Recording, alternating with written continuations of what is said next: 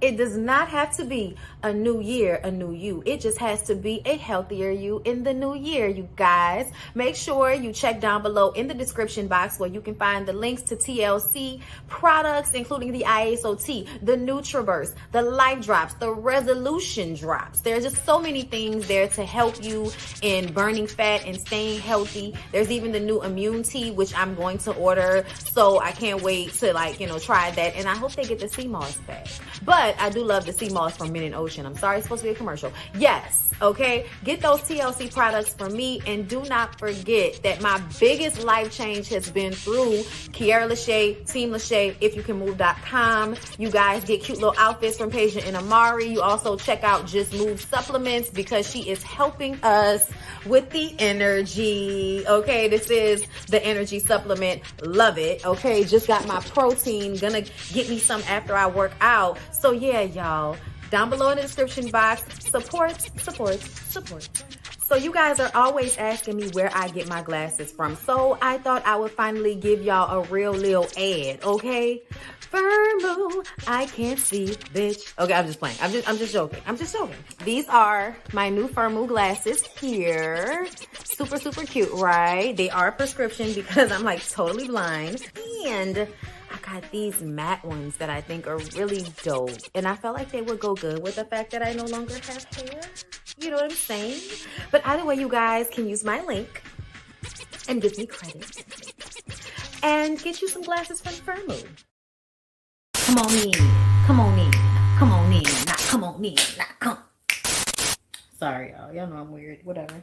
Hey everybody, what's up? It's your girl Bondi Blue. So let's go ahead.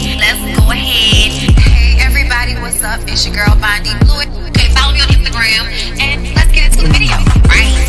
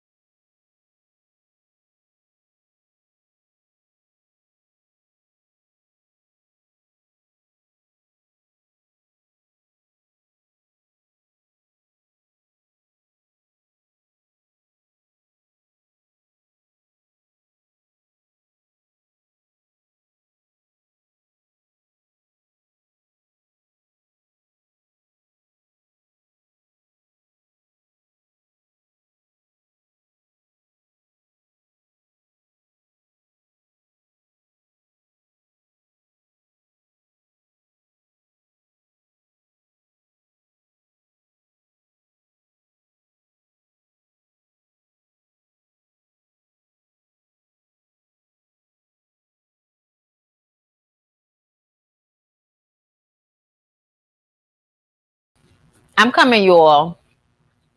I had to get my whole little setup back put up because the people just finished cleaning the house. So it took me a little minute. How y'all doing today?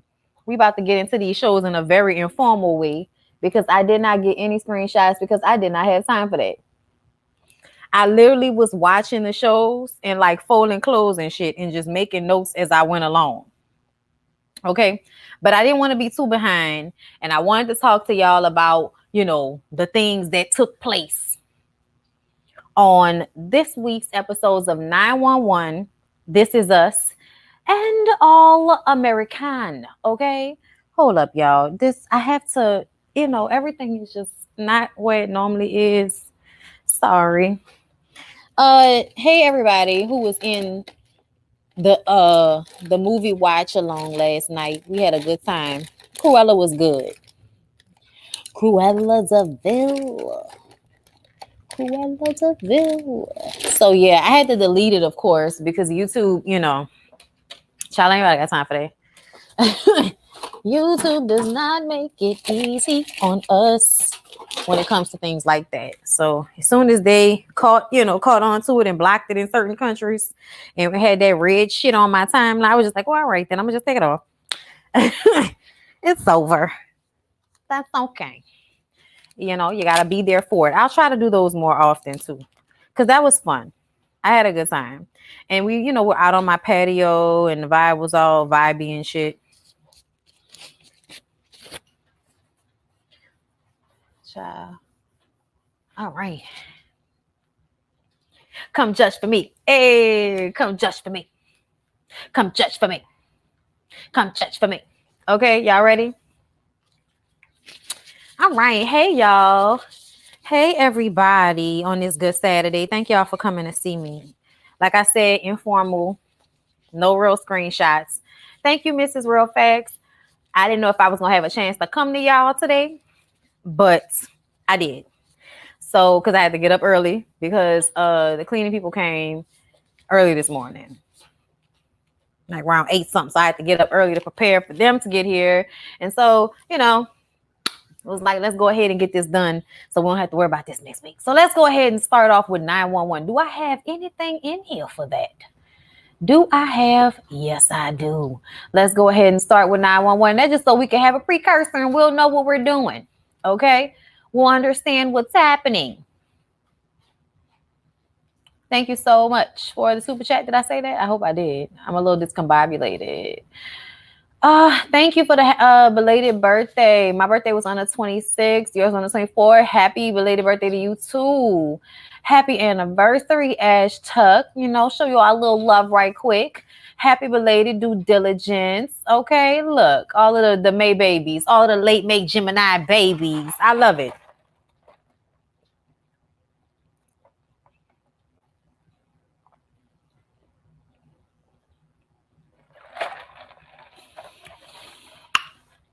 Girl, I understand you was tired, Tina. It's okay. But let's go ahead and get into 911, y'all. So y'all remember what happened last week, right? Last week, Eddie got shot by a sniper. And we was like, who the is trying to shoot the 911 dispatch people, the firefighters, the paramedics. These are the people that come to save people's lives. Why are you shooting at them? Eddie's in the hospital. Eddie's all messed up, okay? It was a high caliber bullet. So now we got to figure out who the hell had this high caliber bullet to shoot Eddie with. Eddie in the hospital, got to go through all this surgery. And Buck has to go home and tell Christopher, who has already lost a parent in his life. Buck couldn't keep it together. And when Buck started crying, so did I. I was folding clothes and I was getting misty. Okay. I had to stop and type while I was crying. Okay. Because Buck had me all emotional the way he broke down having to explain to Christopher that Eddie was in the hospital. And he also felt like it should have been him. And I was like, why does he always take this like self-deprecating stance with everything? Like, will you stop hating yourself for 5 minutes, please? Thank you so much, Jasmine AK, for the super chat. Love the content. Says, did I miss this? No, but we just started. Okay, we're just getting into it. Everyone is going to work scared now because we don't know if the sniper is gonna, just try to kill anybody at any time. We have no idea. So everybody's on edge. Okay, you got Maddie going through postpartum, having to worry about Chimney and go through the issues she's having with the postpartum and the baby and feeling like she's failing everyone. It's a lot. Okay, Athena got to worry about Bobby, even though they was just beefed out, but it's okay because they apologized to one another. Once we was scared that Bobby or somebody in a crew might have died, child, ain't nobody got time to be fighting. We back good now. We talked about it. He apologized. She apologized. They gonna work it the hell out. And I was so relieved when they did that because I was just like, if y'all break up, I'm gonna be so upset. Bobby ain't got nobody. Bobby out here alone in the world, swimming, okay? He needs somebody like Athena to ground him, to me. Okay. But with this case comes other shootings. Okay. There was another paramedic that got shot. And so Athena ends up working with Jaleesa. Okay, I'm talking about Jaleesa from a different world. Okay. I know my parents love me. Sit behind me, come what may. I know now that I'm ready, cause I finally heard them say that it's a different world from where you come from. Okay, I have to give y'all that right quick. So, like I said, Athena and Bobby made up, and now Athena's helping Jaleesa with the investigation to find out who's out here trying to kill firefighters, you weirdos. Hey, what y'all trying to kill firefighters for? Y'all letting me record with food on my mouth? Hold up. No, I'm all right. I ain't put no lipstick on, so I'm looking at my mouth like, oh my God, you don't have any lipstick on. Anyway, so a construction worker ends up getting pinned by like scaffolding, but he's like all the way up and it fell on his arm. So his arm is like, and it looks really, really painful. And he's laying there and he's like, oh my God, get it up on my arm. Oh my God, my arm. It's a whole situation. It's terrible. It looks bad. You know what I'm saying? It's all the way up there. So they're trying to figure out how they're going to go about this the smart way, the, less people die way. Buck decides he's going to buck this situation. And he decides to get up there without any conversation with Bobby, without any plan. He just goes up there. And then when he gets up there, Chimney and Henrietta tell him what to do to, try to save the man's arm and keep him from bleeding out while they get him from up there to down here. Okay. And they also had to untie the scaffolding, the big metal piece, so that it could fall down where no one would get hurt. So that was the situation. It just looked all really bad and painful. And, of course, Buck saves the day, but Bobby's upset. And Bobby's pissed because he's bucking the situation. At the end of the day, yes, it is so great as a firefighter to work with someone like Buck, who's never too scared to do what he has to do. But at the same time, nobody wants to work with someone who doesn't care about their life to this extent, because then you just throw yourself out there and then you can sometimes endanger us with your careless behavior. So yeah.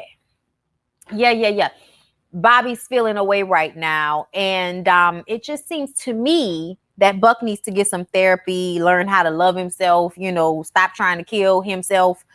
Yeah, but he saw this as an opportunity to protect everybody because he couldn't protect Eddie.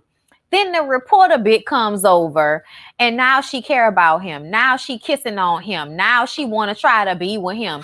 And I was just like, girl, we knew you wanted him, but you waited until you thought he was dead. Okay, reporter girl. I forgot her name. So she's reporter girl. Is it Paige? Is it something like that? I don't know. Reporter girl. She reporter girl right now. All right. Thank you, Sim Slims. Okay, Sim Slims. I think I said it right.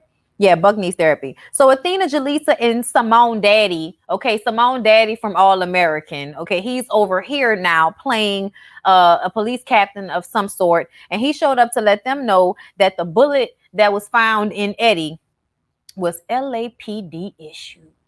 So they traced the bullet back to one guy. And they thought it was him. They talked to him. They investigated him, but it wasn't him. He wasn't all upset at the paramedics and the firefighters. He didn't have a problem. It was his partner that had the problem. So it ended up being his partner that was the killer the whole time. But everybody had taken this, unnecessary sigh of relief, thinking that they had caught the bad guy, and they go out unprotected without their vests on.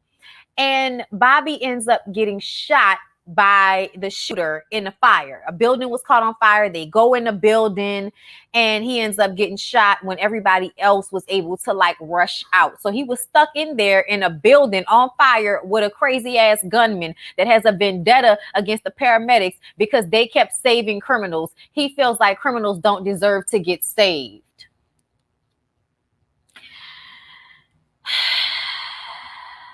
I was so glad when Athena came in waving a 4-4.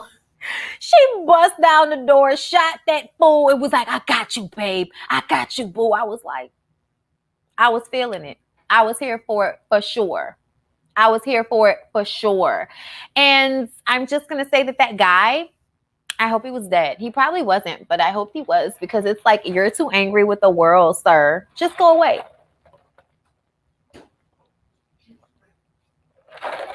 Just go away. Babe, come here. Just saying. Do you see my purse anywhere? Is it in that chair?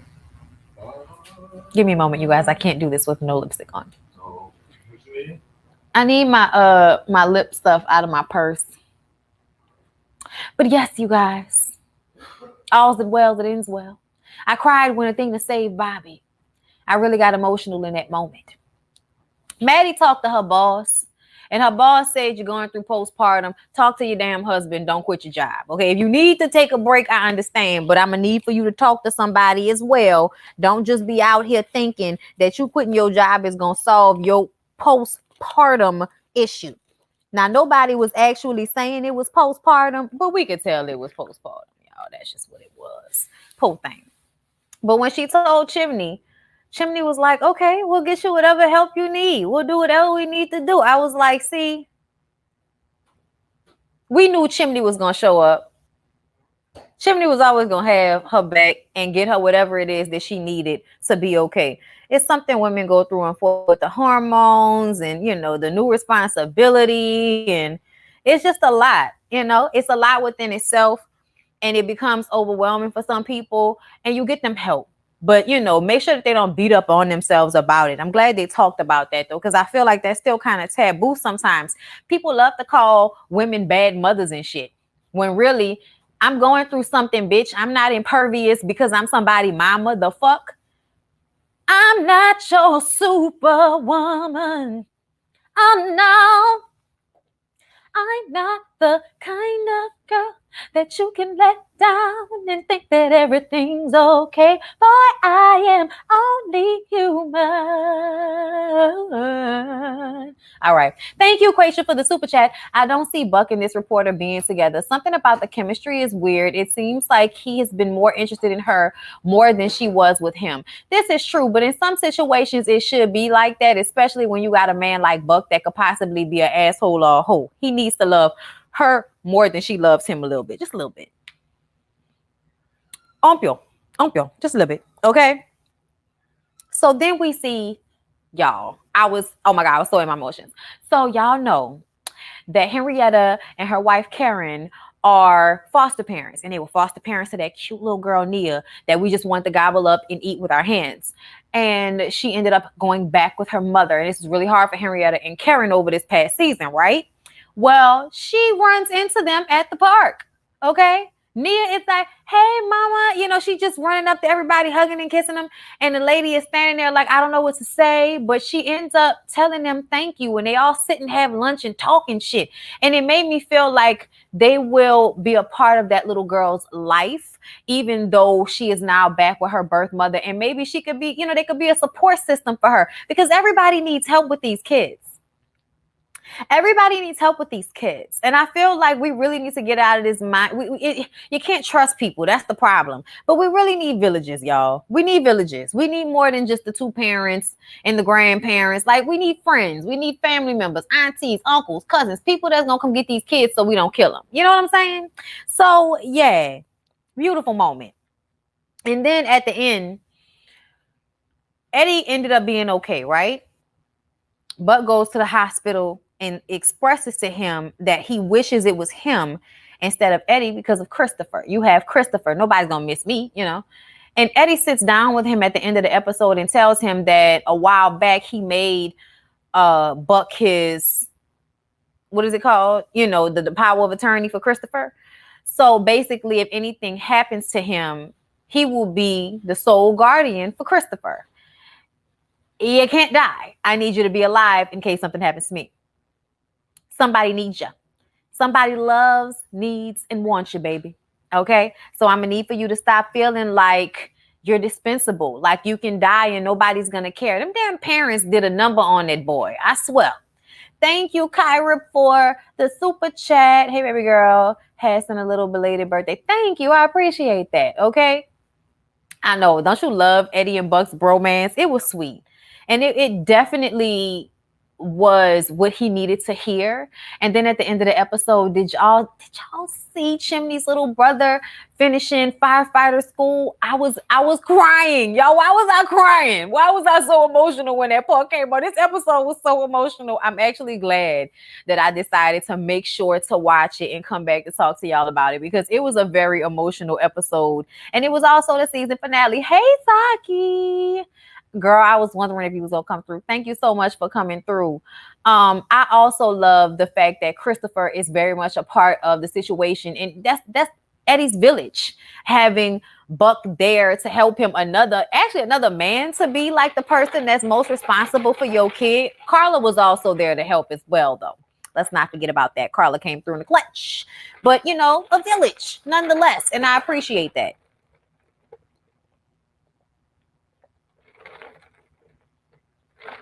Clap it up for Han. Yes. Okay. Hold up. Wrong one. Yes.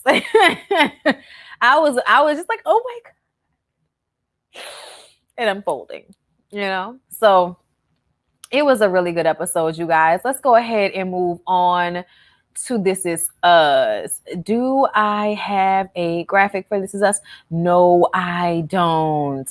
That is What Upset. But if you guys give me a moment, if you like the video, I can make this happen very quickly. Okay, so can you guys like the video? Can we do that? Can we appreciate me coming to y'all on this good Saturday before I go to these people's wedding? Can we do that? Let's not use that one. Let's use another one. Well, y'all gonna make it hard for me, ain't y'all? Ain't y'all gonna make it hard for a bitch? That's some bullshit. Anyway, I'm gonna get this, y'all. Wait a minute. That's not what I wanted. That's not the template that I wanted. Sorry, you guys. I'm being annoying about this. But I really just want to get something in the corner to clock what we're talking about as people come in, because, y'all be coming in, and I just want y'all to know where we're at with it. So, yes, like the video. There we go. This is the one that I needed. Okay. And then all I got to do is find my This Is Us thumbnail, which I know is in here because I keep my shit on deck for just these reasons. For just these reasons. Let's see. Transparent background. This looks weird. This doesn't look right, but we're gonna see how this looks, and hopefully it's not terrible. We're gonna hope. We're gonna pray. Let's see. Let's take a look. Yeah, it's not the worst. It's not the worst. That works. Okay.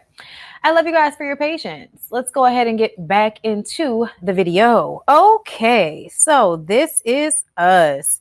Y'all, I actually watched This Is Us and went back in to jot the notes down. It's a really good episode. So let's start off with the flashback. We see Rebecca sitting down with her wine and snacks while Jack puts the 3 kids down so she can finally watch this big wedding episode on Dynasty, okay? And she realizes that Jack has taped over the recording of Dynasty with some damn football game that he was too tired to watch, even though it had in big letters on it, "Don't tape over." Child, back in the day, praying that nobody would tape over your VHS. Don't even get me started, okay? So she goes off on him in front of the kids, and the kids are now scared that mommy and daddy are going to break up. Do you love each other? I swear to God, if my kids ever wake me up standing over me, barely blinking like some, children of the corn or some shit like that, I'm throwing pillows at you. Don't stand over my bed like a psycho. What's wrong with you? Okay? Nudge me or get out of my face until I wake up. Do not stand over me like a nut. Okay? I would have woke up so scared. Y'all standing over me like this for? What, y'all about to kill me? What's going on? I would be so nervous. Okay? But either way, they end up counteracting this situation by showing the kids their wedding video. And then after they show them the wedding video, they decide to have like a little wedding in the living room with the kids involved so that they can feel a part of the parents' union, okay? Which was really, really sweet and a memory that they will always kind of sort of go back to as a part of their parents' majesty, you know, how they view their parents' marriage, you know, like the perfect marriage or some shit. Then we see Madison as a little girl being left by her mom. And her mom is explaining that, you know, she really tried with her father, but she just couldn't do it anymore. And I'm like, bitch, why you couldn't take the baby with you? Never mind. I'm just going to move on from there. Because basically you left Madison with a man that made you feel like you should just be okay with the bare minimum because he was providing. I think that's what the situation was, because the bar was set so low. And he also taught Madison to just not expect sparks, not expect excitement, just accept any old body that will accept you. That is what he taught his daughter, because he was so butthurt that the mom decided she deserved to be with someone who she was actually happy with. That's that bullshit. Sometimes the men really should understand. I mean, people, period, really. But you should understand that sometimes when relationships don't work out, it's because somebody else is better. Sometimes it's because somebody else is better for you. It's not always because this is the end of the world and you just don't deserve to be loved. People take this self-pitying standpoint from relationships not working out, and you turn out to be an asshole who's raising your daughter not to really have any self-esteem and not expect better of the world because you're mad that your ex-wife expected better of you, and because you didn't give it to her, she left. Like, that's ridiculous. That's ridiculous. Okay? But remember this moment, you know, her mom gives her these beautiful antique earrings and says, one day when you get married, maybe you'll make a better decision than I did. Okay. But the bar is hella low. Okay. So later, after that, we see a previous relationship of Madison's, actually the one that she was in right before she met Kate in therapy. So the guy is trying to break up with her, and she's like, no, you know, we're just going through a rough patch. And he was like, I don't feel for you the way you feel for me. She was like, listen, we can still talk about it. And he was like, as a friend, Madison, there should be nothing else to say after I said what I just said, which means you have a self-esteem issue if you're still trying to get me to be with you, even though I just told you I don't feel for you the way you feel for me. It should not go down like that. Okay? Not like that. Not like that. You know what I'm saying? So it was definitely an eye opener, this episode, into Madison's psyche and why she's been so unhappy in this situation. Even though we felt like Kevin was doing everything she wanted him to do, the point of the matter is she felt that he wasn't in love with her. And she was about to settle for that because she had been taught in her life to just accept whenever somebody chose her instead of her being the one choosing. So throughout the wedding, Madison is constantly trying to give Kevin a chance to run, as far as I'm concerned. Throughout the episode, throughout this entire time that they've been about to get married, I feel like she's been trying to convince him that, hey, if you really don't want to be here, you can just go and run. It's okay. Okay. Meanwhile, Uncle Nicky is recording everything, annoyingly so. Kevin says, please stay away from me today. It's the day of the wedding. He's already stressed out. Nobody needs this extra pressure from Uncle Nicky. At the last moment, she's dressed. Okay. All the debacles of the day have happened. And she goes to Kevin's room and tells him that she realizes that she deserves to be with someone who's in love with her. Not someone who is with her because they're in love with the idea of their family. She's in love with him, and she deserves to be with someone who's in love with her. And I was so glad that she made that decision for herself. I mean, I felt relieved, not just for her, but for Kevin, because I feel like Kevin really wants to be with Sophie. I feel like maybe they, fell apart, lost each other along the way. But it seems like Kevin and Sophie might have always been meant to be. You know what I'm saying? So them not getting married wasn't exactly the saddest thing to ever happen on this show, for God's sakes. Okay. And then we're going to see in the future that she's still going to be a part of his life. So we'll get past this. It won't be no bad feelings about everything. So this episode, Toby got the job in San Francisco. So he tells Kate that he wants to take the job, but the job would take him to San Francisco 3 days out of the week. He can't continue to be home and not work. He can't pass up on this opportunity because he can't be at home with their kids anymore like this. He said he loves them, but he just cannot be home with them 24/7 like this and, retain his sanity. Kate feels uncomfortable by all of it and just kind of wants to let it marinate for a moment. Later on, she tries to resign from her job helping the kids who are deaf learn music. She loves that job. It's her dream job. It's an amazing opportunity for her. And when she calls to resign, her boss won't take her resignation. And then we see at the end of the episode that Kate is eventually going to be getting married to this boss of hers at the school. I was like, oh, wow. Oh, fucking wow. Because we saw Madison and Beth being bridesmaids. We saw Kevin being the best man. We saw the guy saying he was about to marry his sister. And then, we see the scene with them. And I was just like, oh, my God. She's going to spend all that time with her boss. Her and Toby are going to break up and divorce. And he's going to be in San Francisco some damn where. And she's going to get married to this damn music teacher. Oh, my God. Like all in a couple of seconds, I figured all of this out, y'all. I was just like, okay, we're doing a lot. All right, then.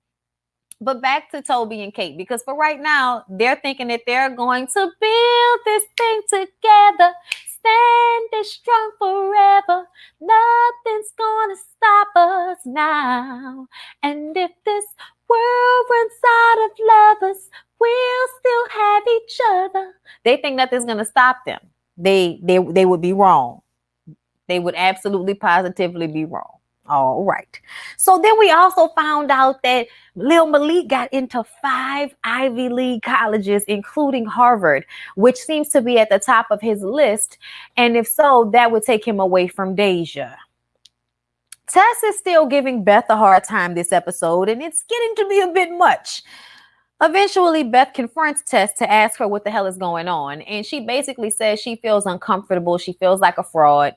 She doesn't feel good in the bridesmaid's dress. She doesn't want to disappoint anyone, though. So Beth says, well, let's make it a little bit more you. And I think they do some sewing onto the dress and just make it look a little bit more punk rock chic. I'm not exactly sure. But either way, it made Tess feel like her mom was really trying, and she takes this moment to thank her and let her off the hook and tell her that she loves her and she knows she's been trying and it's been difficult. And, it's all good in that moment. And I really appreciated that because Tess was working on my damn nerves. I was like, if you don't stop giving Beth a hard time when you can tell this lady's trying, oh my God. Why is Deja living a whole Mary J. Blige album at her age? Child, it's not her fault. It's not her fault. When you grow up being a parent to your own alcoholic, drug addict ass mama, then by the time you 16, 17, child, it's been a whirlwind. You've been a lover and a secretary working 7 days of the week. Okay. So after Tess and Beth have their little moment, child, it was for naught because nobody ended up getting married. Rebecca and Randall finally talk about New Orleans and Randall's birth mother, and she instantly starts to cry, which makes it hard to keep talking to her about it. So they kind of take a break from the conversation because of all of the wedding shit. And when they come back to it, she tells him that she's not going to continue to allow him to let her off the hook because that's what he's continued to do throughout this, entire time. And that she knows how much she messed up. She knows how terrible it is that she knew things and she kept things from him. And she watched him struggle with his own acceptance and never gave him the room to have the conversation. She never told him about William. There were all these things. And she just basically created this big hole inside of Randall that would never really be fully fulfilled. And, because he lost William eventually, but he never met the mother. And he would have had she been honest, allowed, William to see him, like anything, any time that she was given throughout those years, she was given a decision to do something that would not have caused this gaping hole in his, identity. But because she needed to basically take him away from his real identity in order to make him feel like her own.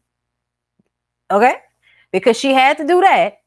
She basically, made it hard for him. And she said, I hurt my favorite person in the whole world. and I did not mean to do that. I'm sorry. She apologized. She is ashamed of herself. It was an apology that he needed.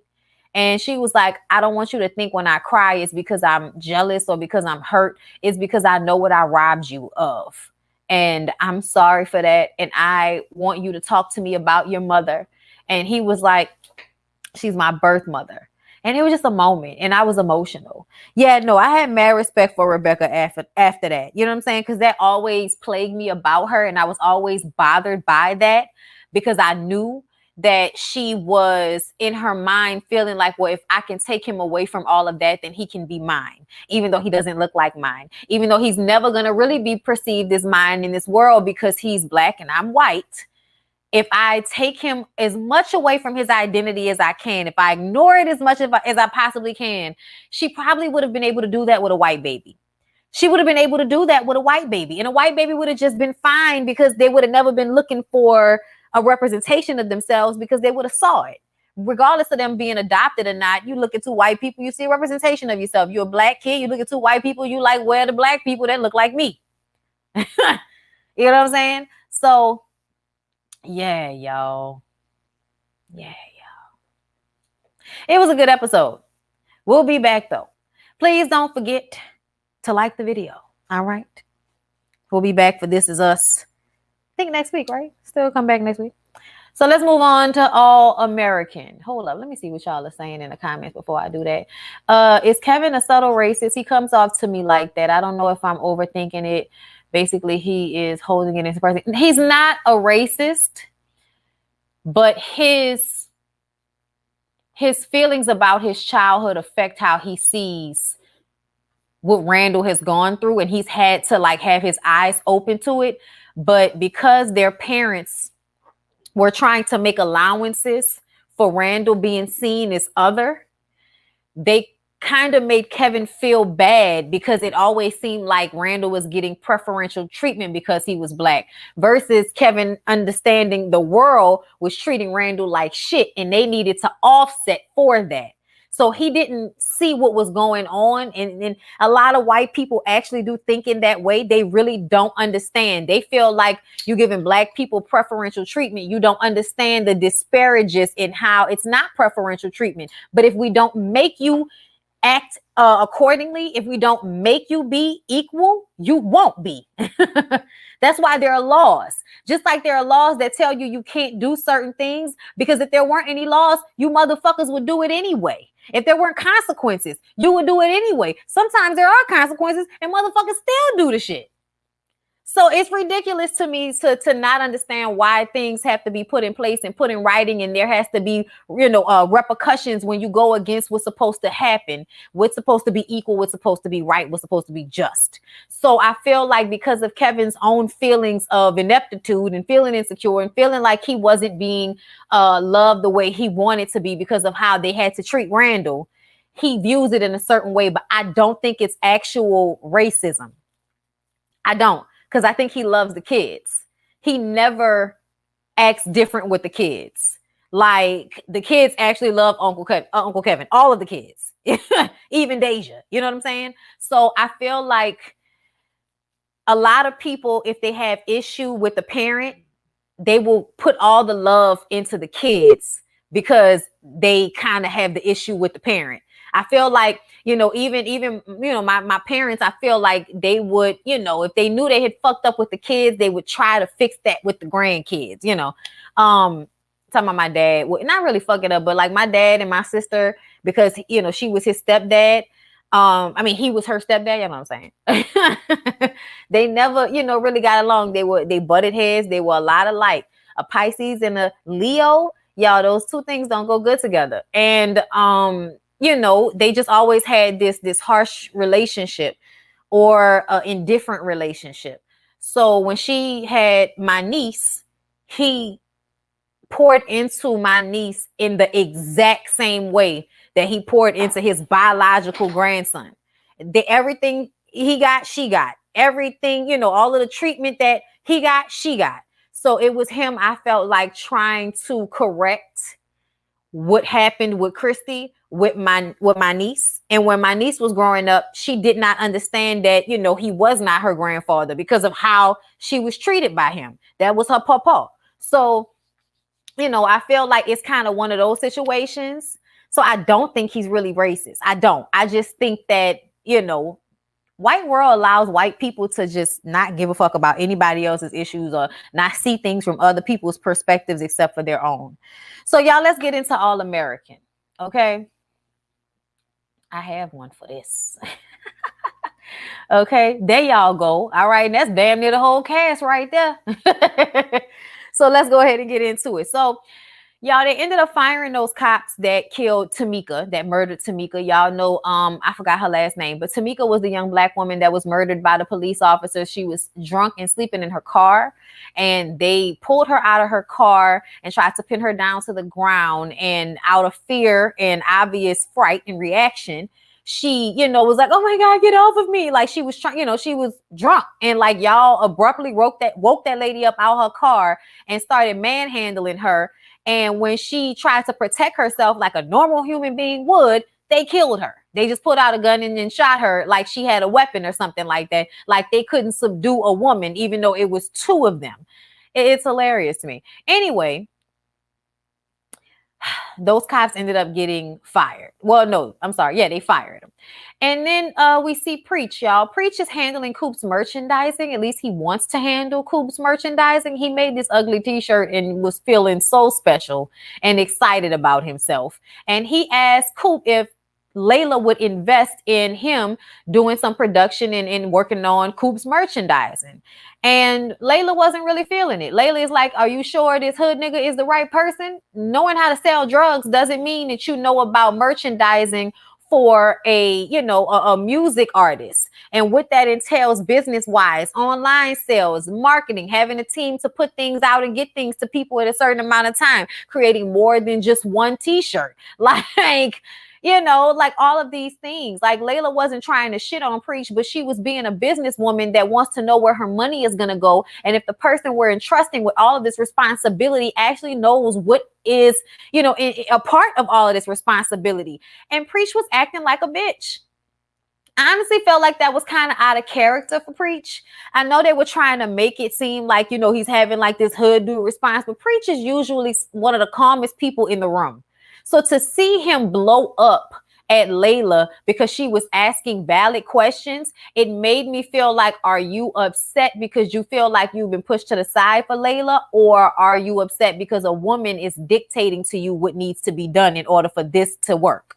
You asked her for money and then you got mad when she told you, you know, what needed to be going on, what you needed to be thinking about in order for this to work. Like, that was crazy to me. If you weren't thinking about all the things she just listed, then you should not be in charge of this girl's merchandising.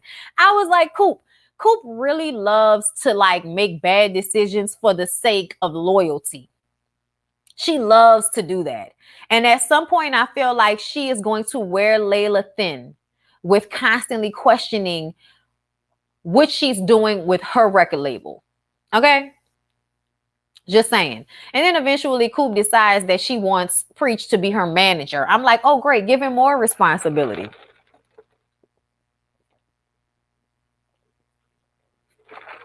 Sure. That seems smart. All right, y'all. So Spencer is planning a graduation party for Grace because she just graduated from college. She got her bachelor's. We're so proud of Grace. Okay, this was definitely one of those episodes where it's like, so y'all didn't work this black lady for dear God, and now y'all gonna give her flowers. Thank you. We appreciate that. Okay, Grace then popped out of, you know, all of the little nooks and crannies of this set to give everybody the life lesson that they needed at the moment that they needed it, to be the mother figure that they needed in the moment that they needed it, even if their asses was grown, from Laura to Clark to Billy to the damn kids. Like, she's always showing up to get y'all the fuck together. And we appreciate Grace for that. And I'm glad this episode was about showing her love and appreciation. I would just have liked to see that come out of more people's mouths with the way this lady goes around helping every damn body. Laura, I need you to send that lady a bouquet of flowers, appreciating her for all of the damn conversations that y'all didn't had. I know you feel away because she fucked your husband, but chick, you know, you fucked her first love. Like, I don't know what you want us to do, okay? It's old news, bitch. We passed it now. Okay, if you can cry to her and ask her for advice, then you can thank her for being the type of person to lend her energy to you in that way in the first place, because y'all relationship is kind of sort of a little strained. Just kind of sort of a little bit. It's her fault, but still, you know what I'm saying? Like, she did fuck your husband, but I'm just saying, you know, sometimes it feels like y'all always want the black lady to show up and support everybody, but then, you know, I need to hear it from more people because most of y'all be dependent on that lady all the time. Anyways, so I told y'all Spencer was playing in that party. And then they find out that Olivia and Spencer are now on the news. They're trending for forfeiting the game, you know, taking the knee, and for Olivia leaking the body cam footage of the police killing Tamika. Now they can't walk down the street without some white girls giving the fist pumps of righteousness. Excuse me, y'all. Or some old ass white man with a frappuccino and his, you know, shirt tucked into his pants talking about how they're ruining the murderers' lives by making them culpable. I love how white people rationalize responsibility and punishment for their actions as somebody ruining their lives. You sound like a fucking teenager. Oh my God, Mom, you're not letting me go to the party because I can possibly get drugged and raped. You're ruining my life. That's what white people sound like to me when they say shit like that. Like, oh, you don't like when your own rules get applied to you? Oh, I'm so sorry. That must be so uncomfortable for you. I hate it here. Spencer, throughout the entire episode, is trying to get Olivia to focus on having some black joy, just getting ready for Grace's graduation party, having a nice day, being with your boo for once, and not always having to fight, lead the charge for racial justice. Like, everything doesn't always have to be rah-rah. And I understand where Olivia is coming from. It's a lot of anger about this shit, frustration. Like, when that man said something to her, I wanted to like curse his ass out so bad. I wanted to be like, you know, when the cops kill your fucking kid, I don't want to hear anything about how they were defending themselves. Okay? Because eventually it's going to get to that point. People that, you know, are corrupted in this way, the lines get drawn, but ultimately they start to be corrupted, period. They don't just fuck over the people that don't look like them. They start to fuck over people who actually do look like them. And as of recent, haven't y'all seen cops assaulting these white ladies a little bit more often than usual? And they're not always Karens. Sometimes you just be seeing them, you know, you drive by and they got white ladies pinned up on the side of the street and you just like, this feels like a moment for my ancestors. So y'all, Asher is still trying to avoid his mom. And we find out this episode that Asher's mom has a new boyfriend that she's about to marry. And Asher doesn't want to engage with the man because, first of all, him and his mom's relationship is strained. He doesn't want to make his dad feel away by forming a relationship with this man. I honestly feel like I am annoyed with Asher's parents because the mom is only worried about Asher being okay with her boyfriend, not even thinking about the reasons why Asher probably is being a dick about this. Okay? Asher is always being held responsible for his grown ass parents' feelings and emotions and actions. Okay? And the fact that nobody takes a moment to, I don't know, go to therapy with their son, sit down and really talk to him about all of this. Think about how it might be affecting him, how he's feeling. It's all about my own happiness, my happiness. You should be caring about my happiness. The mom actually worked on my fucking nerves. The mom actually made me upset. Because I was like, you left him with a drunken asshole of a father that was pushing him to be a football star, regardless of how it wasn't good for him. All because he was trying to not be a failure in some way, because when you left him, you made him feel like a fucking failure.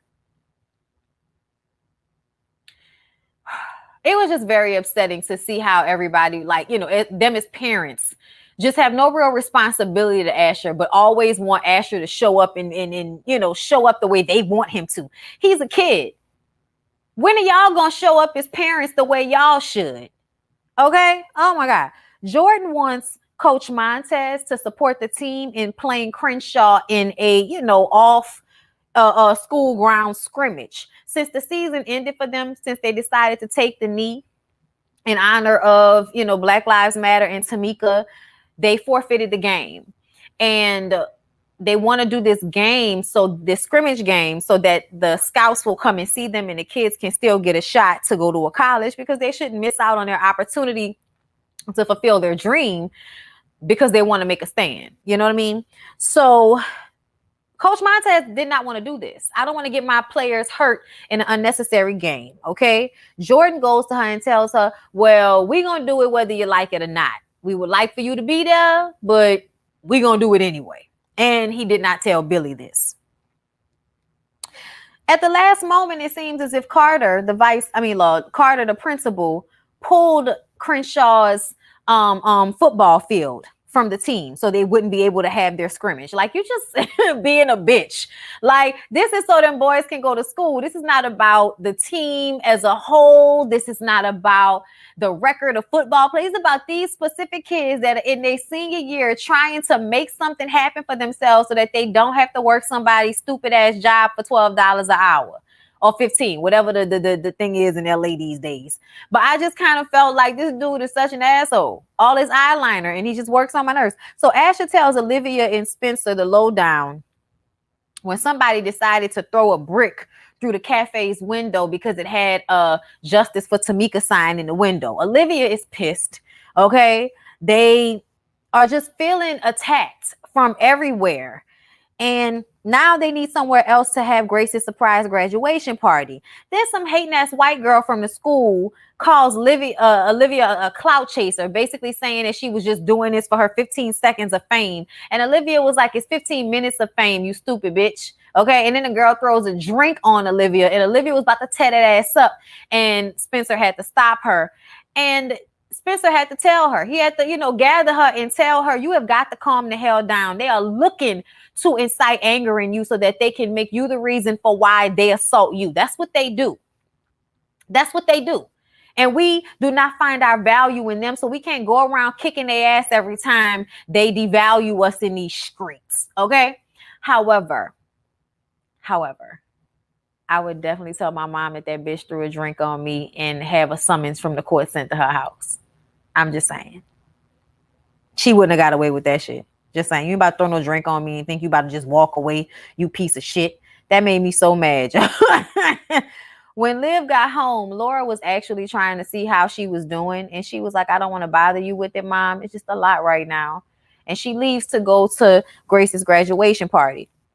Asher asked his dad, or his stepdad, asked his, soon to be stepdad, if he can use his restaurant or the graduation party, since the cafe is out of commission because, the brick through the window.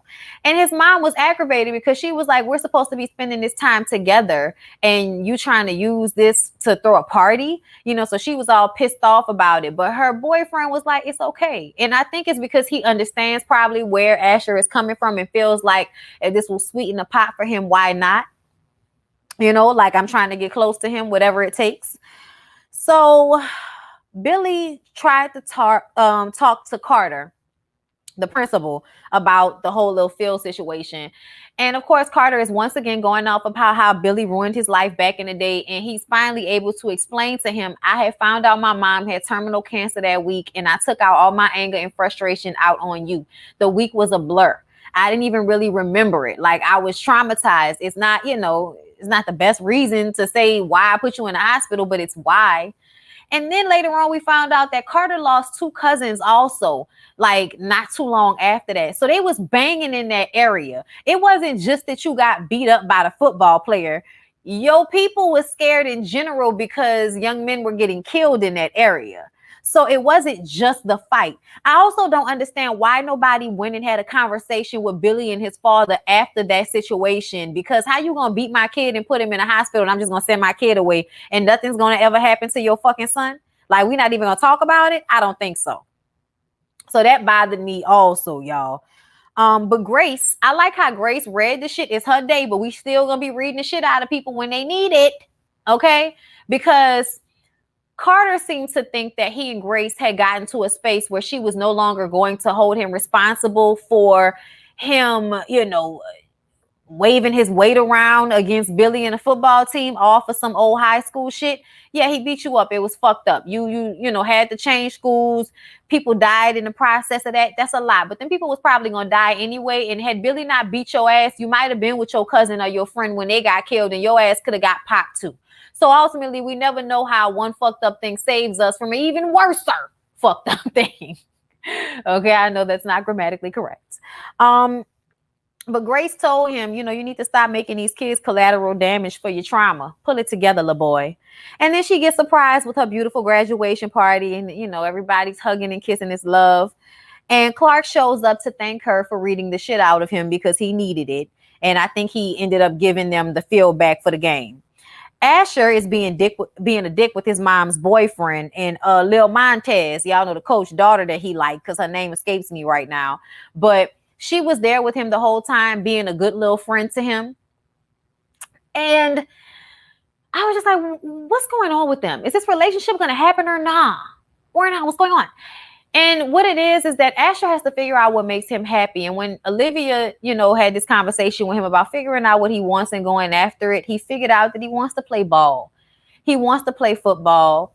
And yeah, he was being a dick with the boyfriend, because he doesn't want to hurt his dad's feelings. He's kind of low-key mad at the mom. You want to be a part of my life. This nigga, like, fuck. It's a whole bunch of issues and stuff like that.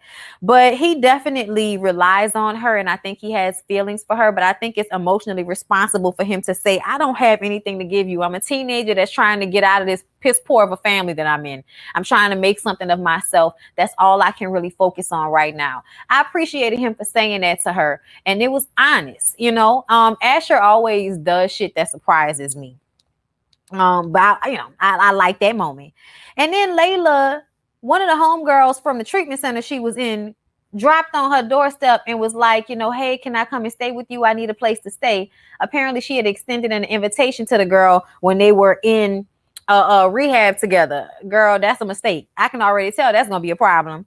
Coach Montez comes to tell the teams that the other teams across the country also decided to take a knee. So Crenshaw is still in the running to play the championship, basically. So they're not out of it, damn it. We're not over. It's not over yet. The fat lady hasn't sung.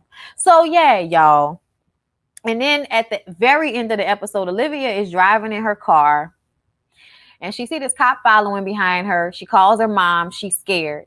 The cop pulls her over and she's on the phone with her mom, all nervous. And there are two guys on the corner watching. So you can tell that people are kind of like, okay, let's see what the fuck these cops going to do to this black girl they pulled over in this car. Let's stand here and make sure that, that if something happened, we can pull out our phones and start recording the shit. The cop actually did his little lights and shit behind her and then rolled up on the side of her and grimaced at her and then drove away as if it was a threat. And she was so scared and her mom was on the phone with her the whole time. And I said, let me tell you something. If I was Laura, I would have found out exactly who that police officer was. I'd have called him and every single one of his superiors into my office like I was the motherfucking principal. And I'd have said, listen, gentlemen, I understand that this is a very tough situation for all of us. A lot of y'all are trying to do y'all jobs, but a lot of y'all are racist. If any one of y'all decides that y'all are going to follow my daughter and harm her or try to harm her or make her think that you're going to harm her in any way, I'm going to make your life so miserable that your police committee is going to throw you out to me like a piece of meat so that I don't bite the rest of their fucking heads off. If anybody follows my kid like that again, it's going to be some slow singing and flower bringing in this bitch. I would have I'm sorry, y'all, but there's no way I'm the district attorney and I'm going to let y'all play with me like that. There's no way. Like as a mother, I probably would have did a deep dive into that police officer's background. I would have brought up I would have did an investigation on this nigga. If he cheated on his wife, I would pull everything. If this nigga shitted in a bathroom and stunk it up, I want it on a piece of paper to present to somebody if I need to. Like, there'd be no way I'd be a district attorney and you would play with my kid like that and think that y'all was gonna terrorize my child in this fucking world. Y'all got me all the way fucked up. I don't think that Laura gonna let that ride. That conversation was way too scary for her. That conversation was way too scary for her. I do not think that Laura is gonna let that shit slide. I just don't. I don't. I honestly think it'll be the thing to make her go at their necks even harder. But I would definitely have called people into the office and said, if anything like this ever happens again, I will make it my mission to ruin your fucking life and everyone around you. The police be acting like a gang that can just fuck over people and just get away with it. And I just kind of feel like sometimes people need to hit them in the face with a dick. Let them know. But anyway, y'all. Oh, Lord. It was a good episode. They were all good episodes. And that's why when I watched them, I had to come to y'all with the bullshit. But I gotta go, y'all, because we gotta go drop the dogs off to the the people. We gotta go drop them off because we're going out of town tomorrow morning. We got this wedding this evening. So we gotta get a move on and get these dogs out of here. But I love y'all so much. Thank y'all so much for coming and kicking it with me. Please don't forget to like, comment, and subscribe. And, y'all look for me throughout the week because I'm going to be, coming to y'all sporadically, okay? So, love y'all. Have a good weekend.